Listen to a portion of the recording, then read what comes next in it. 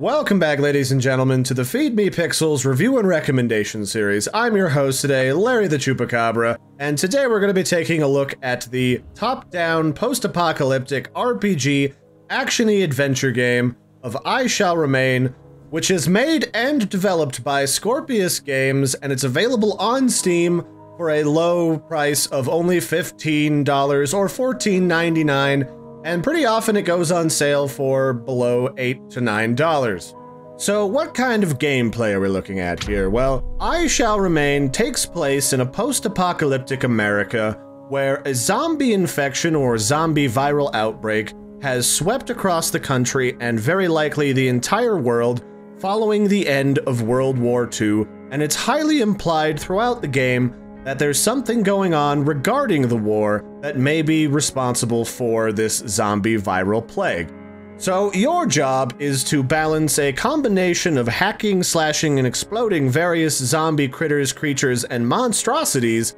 and also make sure that you have all of the resources that you need in order to stay alive and make sure that you can find all of the serum that you require in order to keep from turning into a zombie. Yes, that's right, at some point very early on in the game, your main character gets bitten by a zombie after their entire convoy is ambushed, and now you have to constantly inject yourself with a anti-zombie viral serum in order to stave off the infection that will eventually consume you and turn you into a less than attractive ghoulish monster who's awfully obsessed with eating people's brains and sometimes like just the earlobes, because that's the good eating when you're a zombie.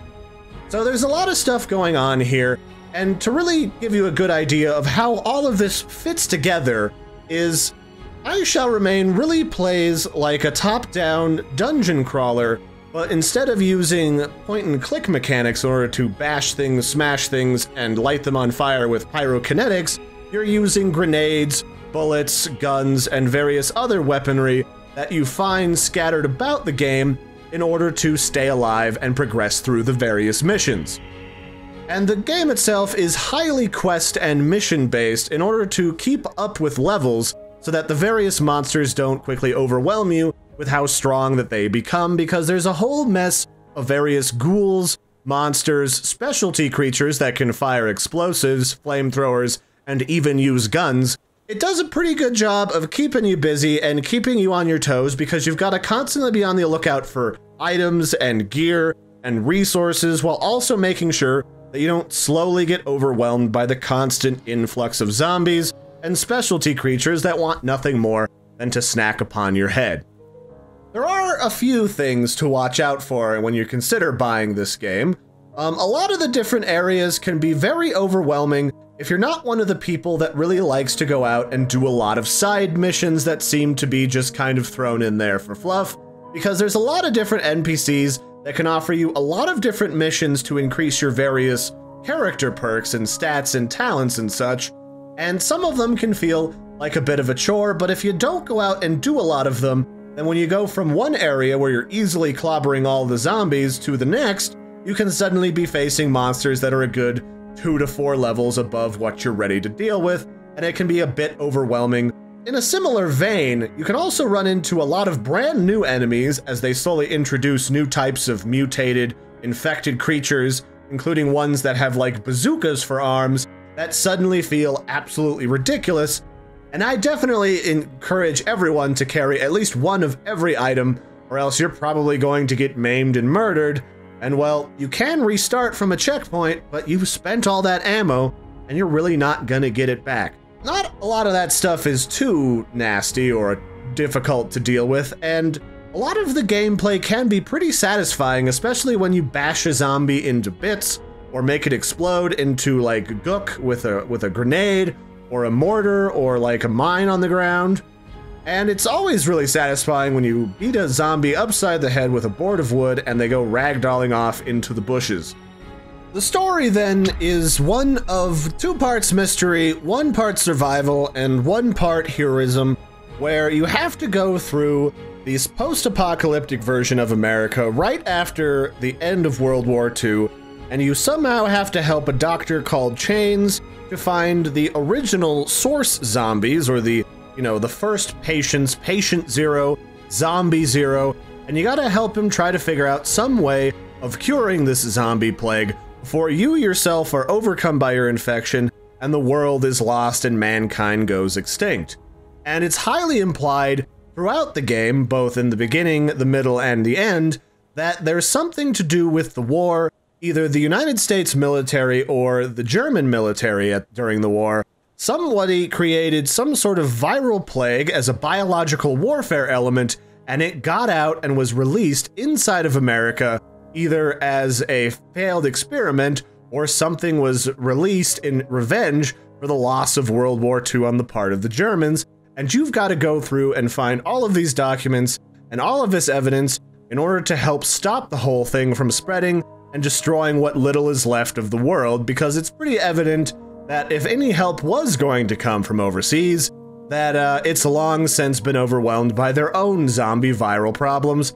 and it's not too bad. I think the only thing that I felt particularly lacking about the story was that everybody inside of I Shall Remain's version of the apocalypse is just a little bit too chipper and excited to see everybody. They're a little too upbeat, except for a handful of NPCs who are just so shocked by what's been going on around them that they're not quite sure how to react. I mean,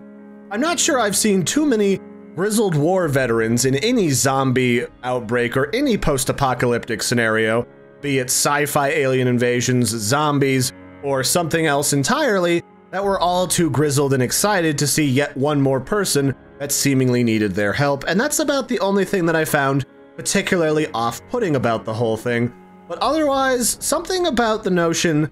of a viral outbreak as a part of one of the weapons of World War II being released upon the various populace and getting out of control and taking over the world, I find that pretty interesting, although not everybody is a World War II aficionado or, you know, somebody who's really into the various technology and warfare materials that came about because of it, but it's something that I feel has a little bit of that old noir appeal to it that a lot of different folks will enjoy.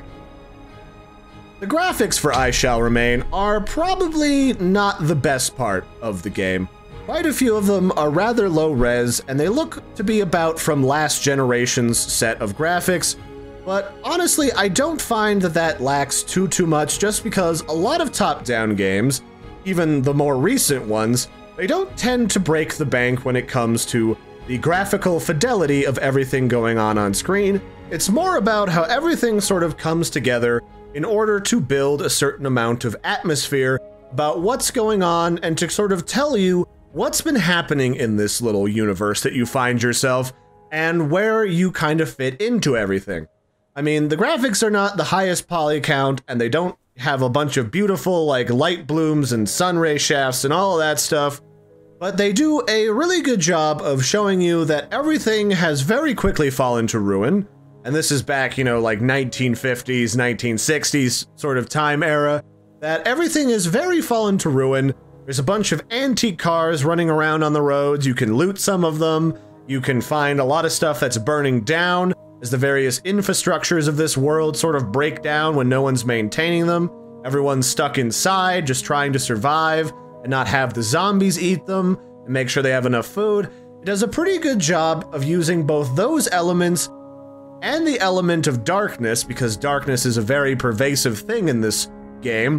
where they kind of build this atmosphere where you get this sense of, like, impending doom for humanity and also the need to survive, especially when you're running around in the darkness, and the only thing that you can really see, even with the use of a flashlight or like a road flare, is the pairs of glowing red eyes that indicate that there's a pack of zombies coming at you, or sometimes really low down bobbing eyes because there's a half a torso like clomping after you with just its hands, trying to move very quickly and get you.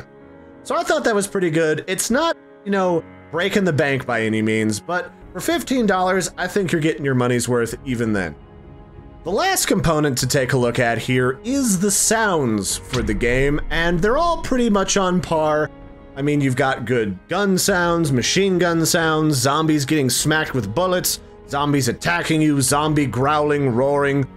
sneering, cheering, shrieking, all of those various sounds that tell you what's going on in the game. They're all right there, and they all do a pretty good job of telling you what's happening around you and what you should be looking out for. especially when you hear a shriek from a very specific creature that is clearly spawned somewhere in the distance, and now you're gonna have to find and deal with them. They do a pretty good job on all of that, and in a day and age when sound assets are so readily available, you know, it's good to see when people make full use of that. But the one thing I didn't really like about the sound design is I don't know if the creators, Scorpius Games, I don't know if they made their own voice acting bundles for this, or if they had like some friends come in and donate their voices, but some of the voice acting for when some of your side characters or your party members, when any of them sort of say something as kind of like background abstract, ambient like conversation, like, I'm gonna go attack, or I'm firing, firing, firing.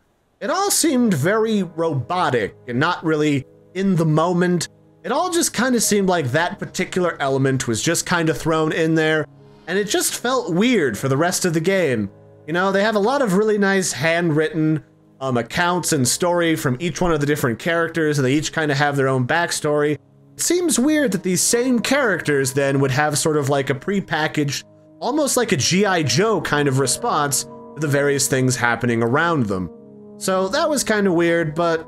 you know, the sounds that the various people were making in a zombie survival game, honestly not the one that I was really too worried about, especially when most of the various story bits you have to read on your own because most of them aren't voice acted.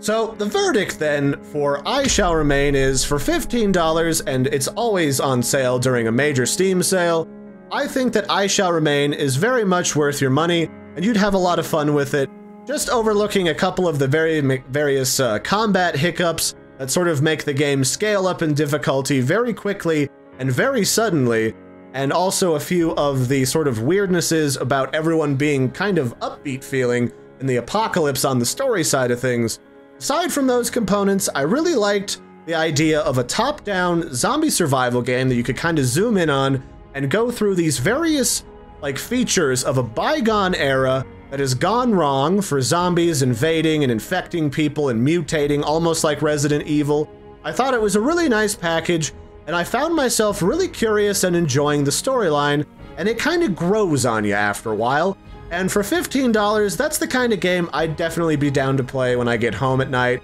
when I'm done after a long day of work. I'd say that's definitely worth your time. So you can check this game out in links in the description, and I have been your host, Larry the Chupacabra. I do all sorts of stuff over on my own channel, the Chupacabra Lair. You can find me either by a link in the description or by searching for Larry Chupacabra. And I do all sorts of stuff like video game walkthroughs, Let's Play series, first looks, reviews. I'm trying to do some interviews soon with some people, and maybe check me out if you're interested in some more stuff from me. And otherwise, I hope you've enjoyed this review of I Shall Remain by Scorpius Games. Make sure to like and subscribe to Feed Me Pixels for some more great gameplay action, highlights, and also streaming on twitch.tv, and I'll catch you guys and gals next time. Have a good one, and toodaloo!